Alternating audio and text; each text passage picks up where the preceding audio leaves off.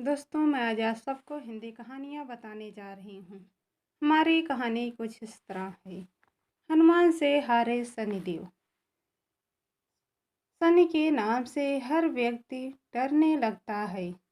शनि की दशा एक बार शुरू हो जाए तो 7.5 साल बाद ही पीछा छोड़ती है। लेकिन हनुमान जी भक्तों को शनि से डरने की तनिक भी जरूरत नहीं है। शनि ने हनुमान जी से डराना चाहता, लेकिन मुँह की खाली पड़ी। आइए जानते हैं कैसे। महान पराक्रमी हनुमान अमर हैं। पवन पुत्र हनुमान जी रघुकुल के कमारों के कहने से प्रतिदिन अपनी आत्मकथा का कोई भी सुनाया करते हैं। उन्होंने कहा कि एक बार संध्या समय अपने आराध्य श्री राम का स्मरण करने लगता तो उसे उस समय ग्रहों का पाप ग्रह मंद गति से सूर्यपुत्र शनिदेव पधारे। वह अत्यंत कृष्ण वर्ण शनिदेव भीषणकार थे। वह अपना सिर प्रायः झुकाए रहते थे, जिस पर अपनी दृष्टि लगाते ही वह अवश्य नष्ट हो जाता है। शनिदेव हनुमान के बाहुबल और पराक्रम को नहीं जानते हैं। हनुमान ने लंका में 10 ग्रीव के बंधन से मुक्त किया।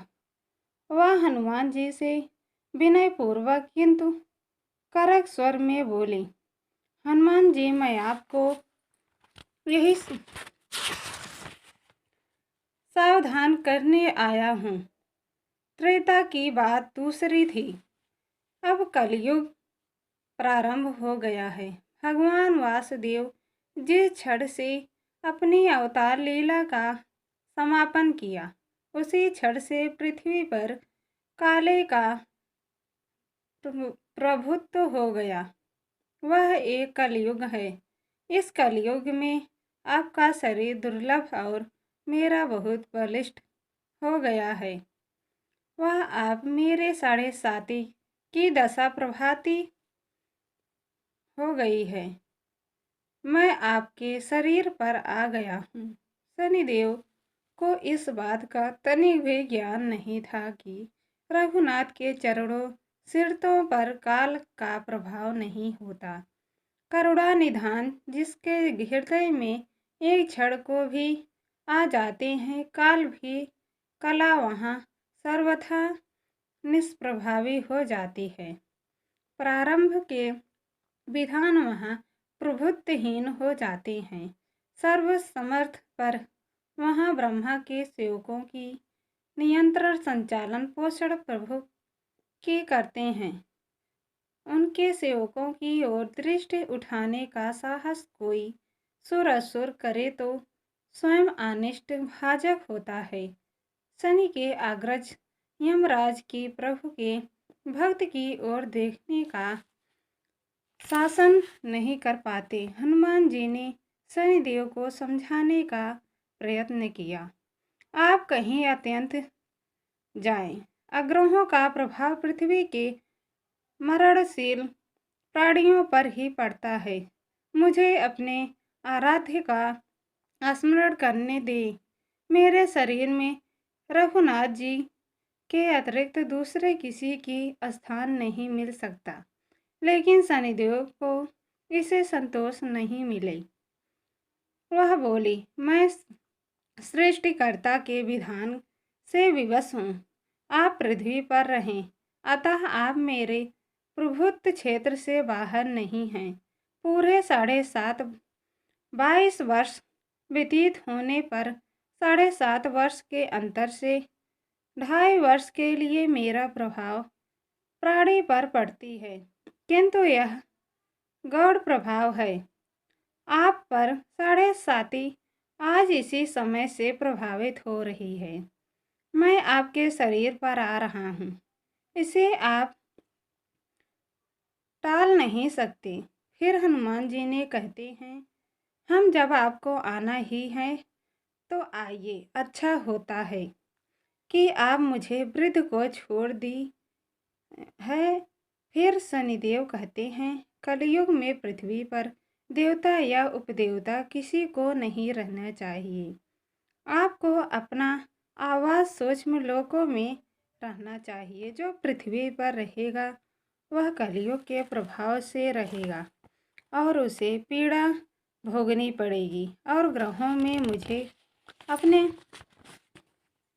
अग्रज यम का कार्य मिलता है। मैं मुख्य मार्ग रहता हूँ और वृत्त के सबसे निकट वृद्ध होते हैं, अतः मैं वृद्धों को कैसे छोड़ सकता हूँ। हनुमान जी पूछते हैं, आप मेरे शरीर पर कहाँ बैठेंगे?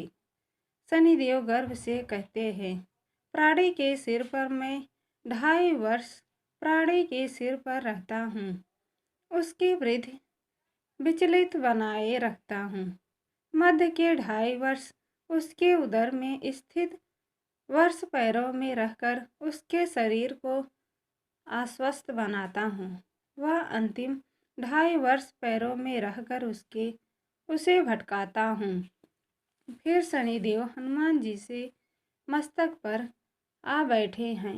हनुमान जी ने सिर पर खाज हुई, उसे मिटाने के लिए हनुमान जी ने एक बड़ा पर्वत उठा कर सिर पर रख लिया। शनि चिल्लाते हैं, यह क्या कर रहे हैं आप? फिर हनुमान जी कहते हैं, जैसे आप सृष्टिकर्ता के विधान से विवश हैं, वैसे मैं भी अपने स्वभाव से विवश हूँ। मेरे मस्तक पर खाज मिटाने की यही उपचार उद्यति है और आप अपना कार्य करें और मैं अपना कार्य ऐसा करता है। हनुमान जी दूसरा पर्वत उठाकर सिर पर रख लिया।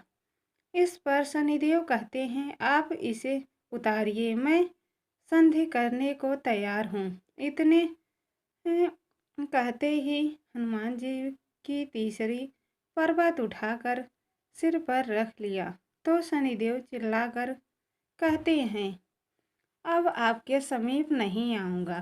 फिर हनुमान जी ने माने और चौथा पर्वत उठाकर सिर पर रख लिया। शनिदेव फिर चिल्लाते हैं, पवन कुमार त्राहिमम रावदूत आज ने नमा। मैं उसको भी पंडित नहीं कहूँगा। जो आपका स्मरण करेगा मुझे उतर जाने का अवसर दें। हनुमान जी कहते हैं, बहुत शीघ्र, ताकि अभी तो 5वां पर्वत बाकी है। और इतने में ही शनिदेव मेरे पैरों में गिर गए और कहा, मैं सदैव आपको दिए वचनों का स्मरण करूँगा। आघात के उपरांत